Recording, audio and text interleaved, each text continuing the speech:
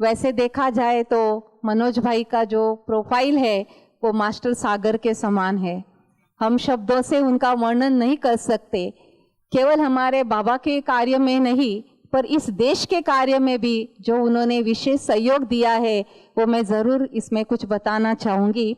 जो मेरे पास प्रोफाइल आया है, उनका जन्म 1944 में हुआ और उन्होंने बीएससी एग्रीकल्चर किया। साथ करके उन्होंने एग्रोमिक में लेक्चरर रहे, रिसर्च किया। भारत का गेहूँ जो हमें लोकवन है उनका संशोधन इन्होंने किया हुआ है। सौराष्ट्र यूनिवर्सिटी में पोस्ट ग्रेजुएशन में इस कमेटी मेंबर रहे हुए हैं। उन्होंने अनेक लिटरेचर्स, एग्रीकल्चर्स, अनेक पुस्तकें, किताबें इनका रिसर्च करके पब्लिश किया हुआ है। 1971 में वो अमेरिका में प्रोजेक्ट में असिस्टेंट डायरेक्टर के रूप में 15 वर्ष की सेवा में रहे हुए हैं। 73 में ज्ञान में आए, उसके बाद उन्होंने अपना बिजनेस शुरू किया, Omkar agro chemical private limited, Gandhinagar की स्थापना की। आज भी उनके बेटे और उनका परिवार आगे वो कर रहे हैं। ऐसे संपूर्ण समर्पित आत्माओं के लिए हमारे दिल से यही उद्गार निकलते हैं कि आप सदा जियो, हजारों साल जियो और हजारों बार इस तरह से धरती पर इस कार्य के लिए जन्म लो। यही दुआओं के साथ हम वक्त न लेते हुए भ्राता जी से ही उनके अनुभव सुनेंगे। ओम शांति। आज का विशेष दिन इंद्रवदन भाई लीनाबेन के आयोजन से हुआ और उनके सहयोगी बने ओम भाई। ओम भाई ने जे कह दिया कि बस मेरा नाम दे देना, तो ना कहने की कोई जगह ही नहीं थी। तो मैं उसका पहले आभार व्यक्त करता हूँ इंद्रवदन भाई, लीनाबेन और ओम भाई। हर एक के जीवन में एक समय ऐसा आता है कि कुछ गहराई से सोचना पड़ता है। मेरे जीवन में भी एक दिन ऐसा आया 1973 जो मेरी लाइफ के लिए टर्निंग पॉइंट बन गया। इम्पोर्टेंट ये है कि ऐसे समय पर आपके जीवन के लिए आपको कुछ सोचना है। उस समय कैसा संग मिल जाता है। अगर प्योर, पावरफुल और शक्तिशाली अगर संग मिल गया तो जीवन श्रेष्ठ बन सकता है। 73 में ऐसे ही मैं साइलेंस का अनुभव करने के लिए या मेरे लाइफ के लिए कुछ सोचने के लिए पहली बार माउंट आबू आया।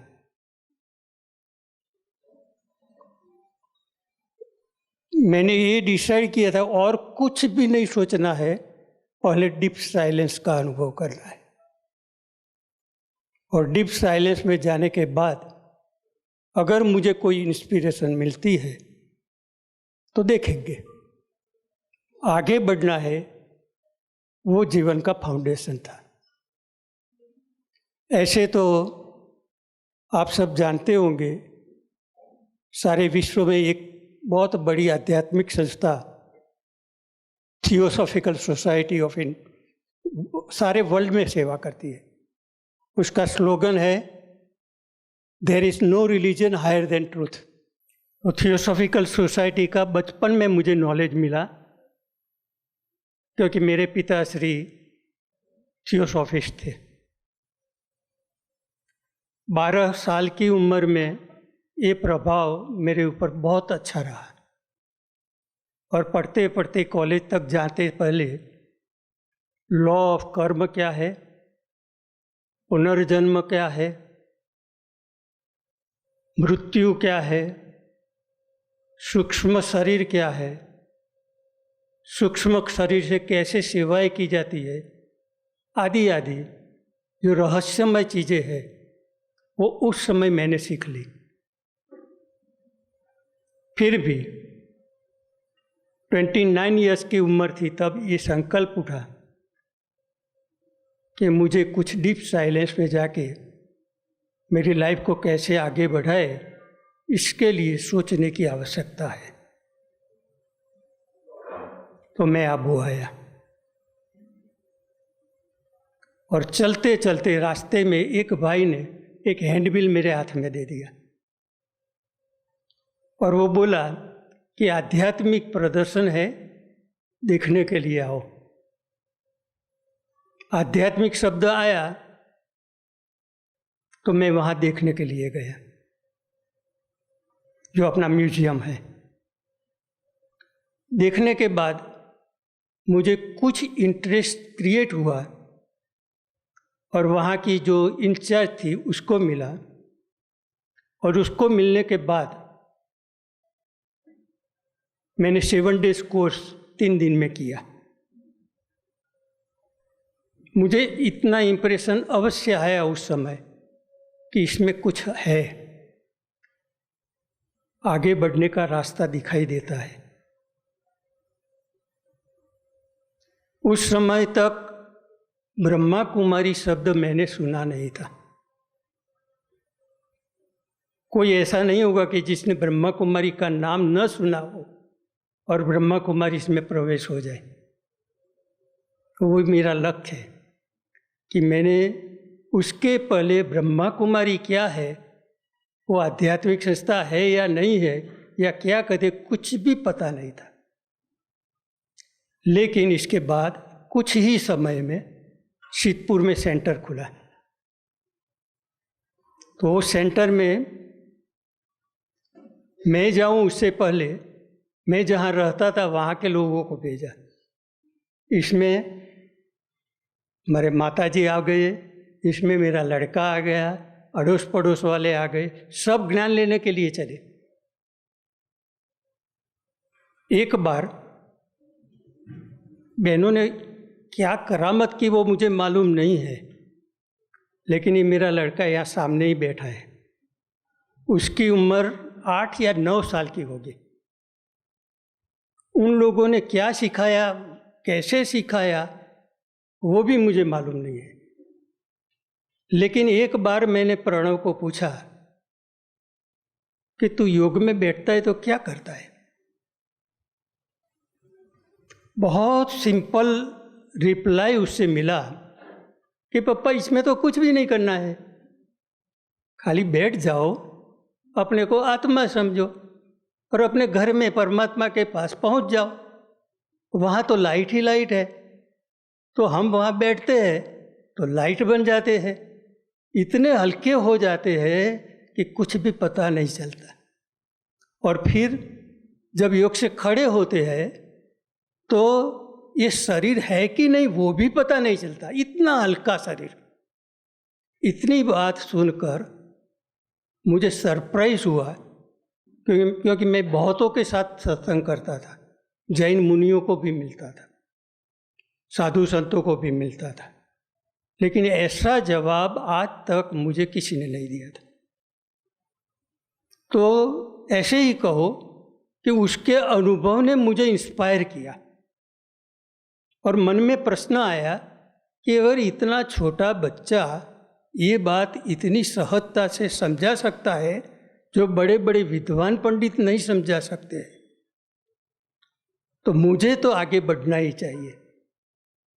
और मैंने इतना पुरुषार्थ शुरू कर दिया। कभी कभी सेंटर में योग का प्रोग्राम 1 घंटे का हो, लेकिन मैं योग में लग जाऊं तो मेरे 4 घंटे हो जाते थे, मुझे पता नहीं चलता था।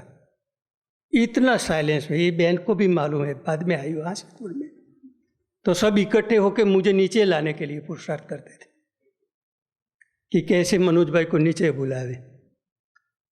तो अपना खुद का इंटरेस्ट, एक बच्चे को बच्चा नहीं समझना है, वो भी गुरु बन सकता है। तो उसने इंस्पायर किया और उसने मुझे कहा कि मुझे आबू जाना है पापा, ब्रह्मा कुमारी में। तो मैंने बोला कि मुझे तो टाइम है नहीं, दिवाली फ्री है। तो दिवाली के दिन में हम आबू आए।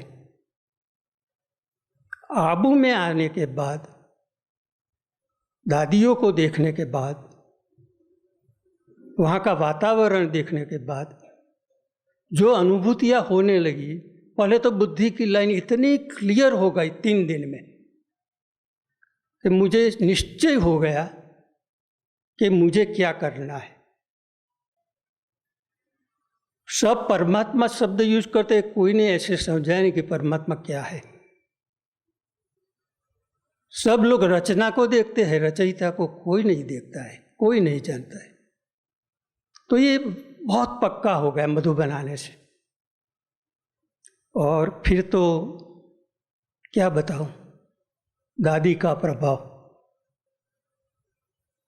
दादी के साथ मुझे इतनी खींच रहती थी। दादी प्रकाशमणि इतनी बड़ी संस्था की हेड, फिर भी वो जब मिलती थी बस इतना प्यार, इतना प्यार। जब भी मैं मिलता था ऐसे वाइब्रेशन अनुभव करता था कि दादी को देखना बस वही मेरी खुशी थी। एक बार मैं सिद्धपुर से वहाँ के नगर पालिका के प्रेसिडेंट, एक्स प्रेसिडेंट और कॉरपोरेटर, उन सबको लेके आया। और जब प्रोग्राम पूरा हुआ तो जाना था, तो हम दादी को मिलने के लिए गए। दादी ने सबको दृष्टि दी, मुझको भी दृष्टि दी। लेकिन आज भी याद है कि दादी की दृष्टि प्राप्त कर उस सेकंड मुझे क्या हुआ कुछ पता नहीं। इतना एक्स्ट्रा ऑर्डिनरी एक्सपीरियंस। बाद में इतना समझ सका कि शक्तिशाली दृष्टि के कारण बॉडीलेस का वो अनुभव था। लेकिन आज भी अभी बोल रहा हूँ, लेकिन वो माइंड वहाँ चला जाता है कि वो क्या अनुभव था। फिर तो दादी से बहुत बार बार मिलना भी होता था और वाइब्रेशन का बार बार एक अनुभव मैं आपको बताऊंगा। कईयों ने बोला कि आपके अनुभव सुनाना।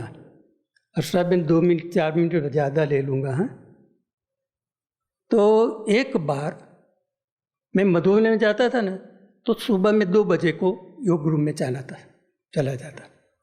लेकिन जब योग का टाइम होता था 4 बजे को, तो जहाँ हम योग में बैठते थे तो वहाँ विश्व रतन दादा योग कराते थे।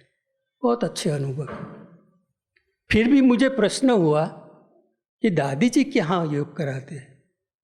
तो मधुबन वाले एक भाई ने बताया कि हिस्ट्री हॉल में दादी मधुबन वालों को योग कराते हैं। तो फिर मैंने पूछा, मैं वहाँ जा सकता हूँ? हाँ, पीछे खाली जगह होती है, बैठ जाना। तो मैं वहाँ जाके बैठ गया एक बार। जैसे ही दादी की दृष्टि मिली, मुझे आज भी वो चित्र बार बार याद आता है। दादी नहीं दिखाई देती थी, एक पॉइंट ऑफ लाइट। मैं सोचने लगा ये क्या हो रहा है। दादी सामने बैठी थी, अभी दादी क्यों नहीं दिखाई देती है। एक बार तो आँख ऐसे जागरूक, ये आँख से मैं देखने लगा, लेकिन ये आँखों से तो देखने की चीज़ नहीं थी। वो थोड़ा डिस्टर्ब हो गया, फिर भी वही दृश्य फिर से आया, पॉइंट ऑफ लाइट। और उस लाइट में से ऐसी तरंगें निकल रही थी जैसे शांत पानी हो और उसमें आप कुछ डालो, छोटी कंकर, तो कैसे तरंगें निकलती है। तो दादी की जगह पर पॉइंट, और पॉइंट से इतनी तरंगें निकल रही थी, मैं देखता ही रहा। कमरे की, योग रूम की कमरे की दीवार भी नहीं दिखाई देती थी। और अंदर से फील हुआ कि जिसको हम जगत माता कहते हैं, जगत अम्बा कहते हैं, ये ही वो स्वरूप है। तो ऐसे अनुभव से मैं बहुत निकट आ गया दादी के। मिलते थे ऐसे तो मधुबन में सेवा के कारण भी मिलना होता था, सलाह दीदी भी लेके जाती थी दादी के पास। तो दादी ऐसे ऐसे वरदान देती थी कि मुझे बहुत इंस्पिरेशन मिलते थे, और उसी कारण उस समय इतना पुरुषार्थ बढ़ गया कि मधुबन में मैं जाता था तो एक दिन बिगड़ना नहीं चाहिए। तो क्या करूं, सुबह में 2 बजे को कौन उठाएगा? तो आत्म प्रकाश टॉली वाले, मैं उसको बोल देता पहले दिन कि आत्म भाई, मैं यहाँ मेरी बेड है। और उस समय तो मधुबन के पांडव भवन के अंदर ही रहते थे, बाहर तो कुछ प्रबंध नहीं था। और आप चाय बनाने के लिए 2 बजे उठ के जाते हो, सबसे पहली आपकी ड्यूटी होती है। तो मैं आपको एक तकलीफ देना चाहता हूँ, मुझे नॉकिंग करके जाना। तो वो हर रोज़ 2 बजे को नॉकिंग करते मैं उठ जाता था, और फिर बाबा के कमरे में। दूसरा संग मिला सूरज भाई का। मैंने देखा कि सूरज भाई बहुत अच्छे क्लास लेते हैं, तो उसकी नोट्स भी बनाते होंगे। तो उसकी सब नोट लेकर के कमरे में बैठ के मैं लिख लेता था। तो मुझे बहुत अच्छे अच्छे पॉइंट्स मिल जाते थे, और कोई पॉइंट ऐसे टचिंग होते थे कि उसके ऊपर बहुत अच्छी तरह से अभ्यास करता था, तो अवस्था पक्की होती जाती थी। दूसरा संग ये मिला। एक बार योग के बारे में चर्चा कर रहे थे, सूरज भाई ने कहा कि मनोज भाई, अगर आगे बढ़ना है, बाबा बार बार कहते हैं चार्ट रखो। तो मैंने कहा चार्ट माना क्या? वो तो मुझे मालूम नहीं है। तो उसने हर घंटे का चार्ट बना के दिया, हर घंटे कैसे बाबा की याद का चार्ट लिखना है। मुझे वो बहुत पसंद आ गया। कोई 8 दिन भी नहीं लिखते हैं, मैं ट्राई करता हूँ सबको समझाने के लिए। मैंने 15 साल तो एक भी दिन मिस किए बिना हर घंटे का चार्ट लिखा, और बाद में भी चालू रखा 20-21 साल तक। और उस चार्ट से मुझे बहुत फायदा हुआ, इतना अटेंशन कि हर समय हमारे संकल्प हम खुद चेक कर सकते हैं। तो सूरज भाई का भी मेरे लाइफ में आगे बढ़ने में बहुत बड़ा हिस्सा रहा, आत्म भाई का भी रहा, और दादी की प्रेरणाएं तो क्या कहे, उसका लिए तो कोई शब्द नहीं है।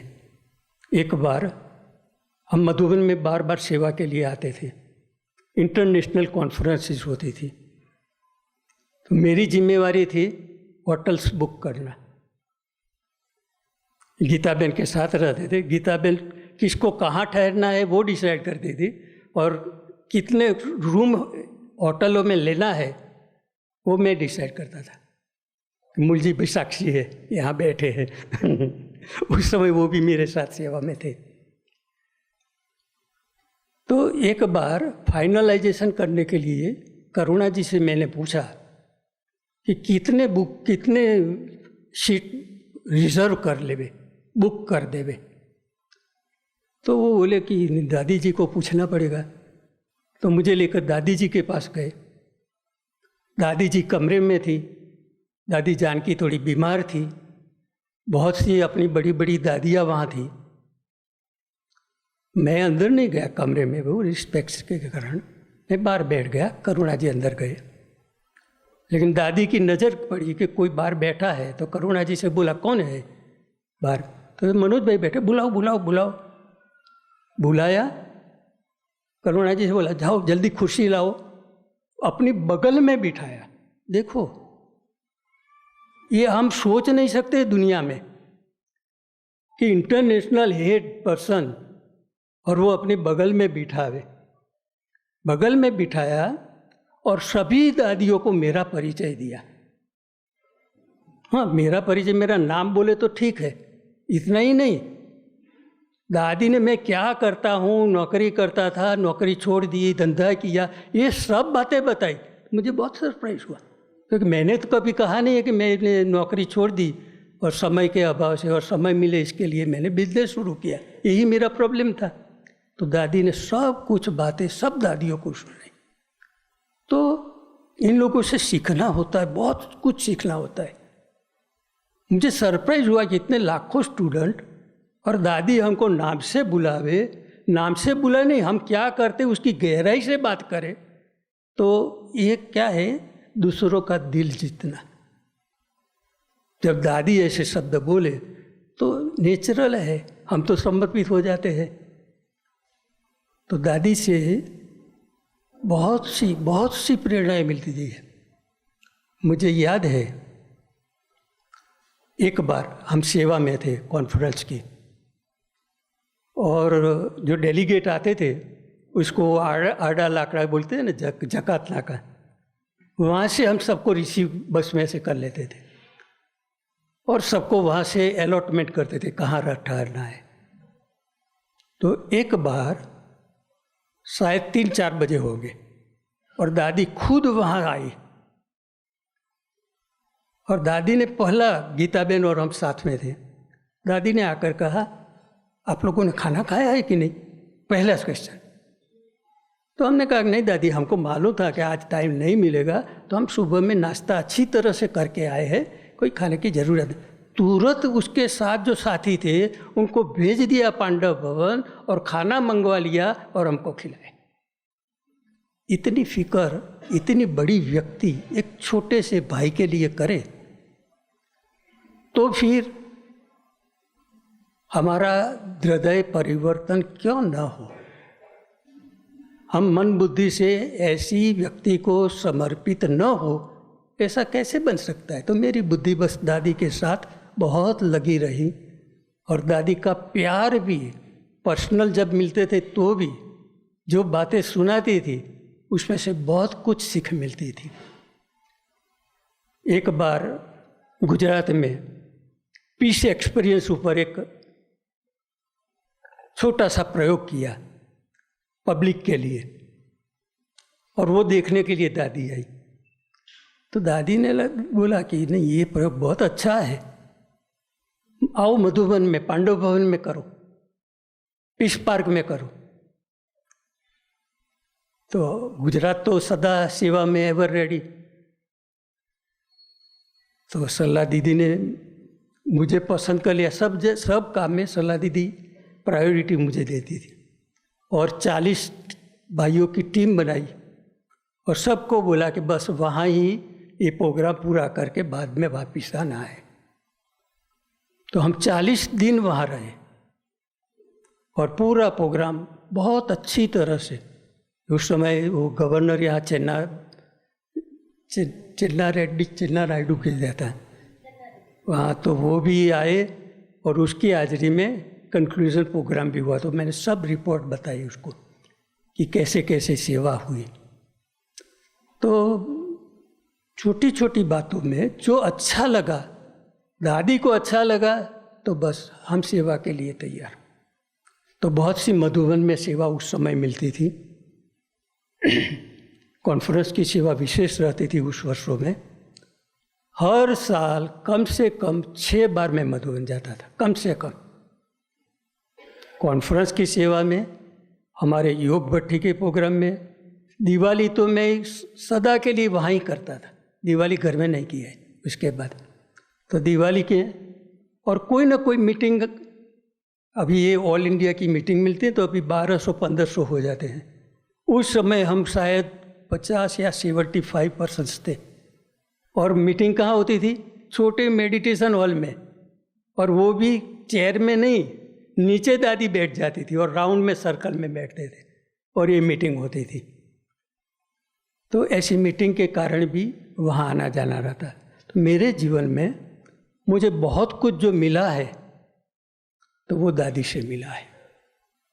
फिर गुजरात की सेवा, तो सलाह दीदी का मेरे सिर पर सदा हाथ रहा है। कुछ भी हो मनोज भाई को बुलाओ, कोई भी प्रोग्राम की रिस्पॉन्स। तो कोई भी प्रोग्राम होता था गुजरात लेवल का, तो कभी कभी 4 महीना 6 महीना गुजरात लेवल का मेला होता था, तो बहुत टाइम देना पड़ता था। और बाकी कोई यात्रा का प्रोग्राम, कोई फंक्शन है, तो सब जगह मुझे चांस मिला है सेवा करने का। और सलाह दीदी का भी, मैं तो योग ही पहले पकड़ता हूँ। सलाह दीदी के सामने योग में बैठ जाते हैं तो मुझे याद है उसका जो वाइट लाइट निकलता था और उस लाइट से मैं जो एक्सपीरियंस करता था बहुत विशेष था। तो बाबा ने जो चुने हुए बाबा के ये रत्न है, पुराने हैं, कितने विशेष है, तो वो वहाँ एक्सपीरियंस होता है। तो गुजरात में भी बहुत सेवाएं की। सेंटर में तो विजयाबेन ने बताया, हर गांव में कोई भी प्रोग्राम, सेंटर में कोई भी प्रोग्राम वो भी करना। फिर विंग का प्रोग्राम शुरू हुआ, जगदीश भाई ने विंग का प्रोग्राम बनाया, तो मैं बिजनेस विंग में ज्वाइंट हुआ। तो योगिनी बेन ने पहला प्रोग्राम बनाया राजकोट से बॉम्बे कार रैली, और उसकी रिस्पॉन्सिबिलिटी टीम लीडर तरीके मैं ही रहा। दादी जी ने फ्लैग मेरे हाथ में दिया। तो वो रैली में भी बहुत अच्छे एक्सपीरियंस हुए।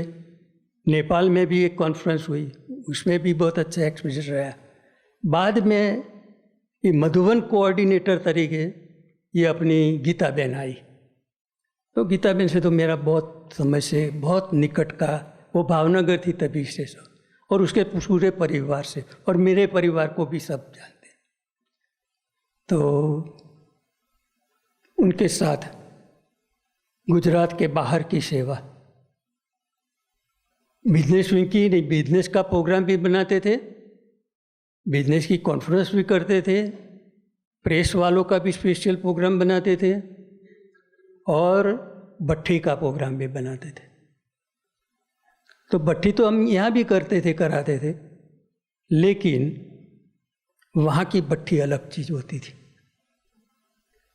मैंने 50-100 को तो भट्ठी में देखा है, लेकिन इंदौर में भट्ठी थी 1100 भाई बहन, 1100, और बुरहानपुर में जब भट्ठी की 1500 भाई बहन। और मैं क्लास लेता था तो मैं बोलता था कि आज मैं जो बात कर रहा हूँ कल आपको अपना अनुभव बताना है, इसके बाद दूसरा क्लास लूँगा। तो दूसरे दिन एक डॉक्टर ने खड़े होकर आगे के क्लास का अनुभव भी बताया। तो इस ढंग से आसाम से शुरू किया ये प्रोग्राम सेवा का। आसाम, दिल्ली, पंजाब, हरियाणा, मध्य प्रदेश, राजस्थान, उड़ीसा, कर्नाटक, सब जगह दीदी के साथ, गीता दीदी के साथ, उसके साथ रहना बहुत अच्छी चीज़ होती है। उसकी निर्मलता, उसका स्वभाव बहुत अच्छा है, बहुत नम्र है, और दूसरों को आगे बढ़ाना वो उसकी विशेषता। तो बिजनेस विंग में जब हमारा प्रोग्राम होता था तो मैं मेरा एक्सपीरियंस सुनाता था। तो कभी कोई चीज़ भूल जाता था तो दूसरे दिन ये बात बताते नहीं आप, लेकिन ये बताना चाहिए, ये बहुत अच्छी चीज़ है, उसकी इफ़ेक्ट बहुत अच्छी होती है। तो वो आगे भी बढ़ाती थी, बहुत आगे बढ़ाती थी। वो सोचती थी कि मेरे साथी कैसे आगे जाए, तो वो विशेषता मुझे बहुत अच्छी लगी उसकी। तो सब सारे देश में घूमकर सेवा करने का भी चांस मिला। सेंटर में भी बहुत अच्छी सेवा, गुजरात में भी बहुत अच्छी सेवा। और मैं ये भी बताऊं कि मेरा स्वयं का पुरुषार्थ, मुझे स्व पुरुषार्थ में ही पहले से बहुत अच्छा इंटरेस्ट। अमृत वेला तो कभी मिस नहीं करना, आज तक नहीं मिस होता है। तो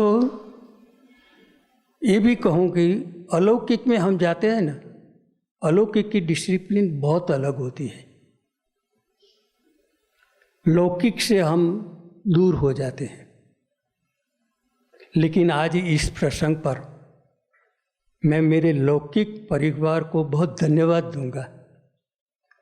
कभी कोई विघ्न नहीं डाला है मेरी सेवा में, कभी किसी ने कोई विघ्न नहीं डाला है, और इसके ही कारण मैं सदा संतुष्ट रहा हूँ, आगे बढ़ता रहा हूँ, पुरुषार्थ करता रहा हूँ। और अभी तो हाथ पैर भी सहयोगी नहीं रहे हैं, कान भी सहयोग नहीं देता है। तो मैंने सोचा कि अभी साइलेंस में कहीं चले जाना चाहिए, और नहीं सोचा था कि हमको यहाँ एडमिशन मिलेगा।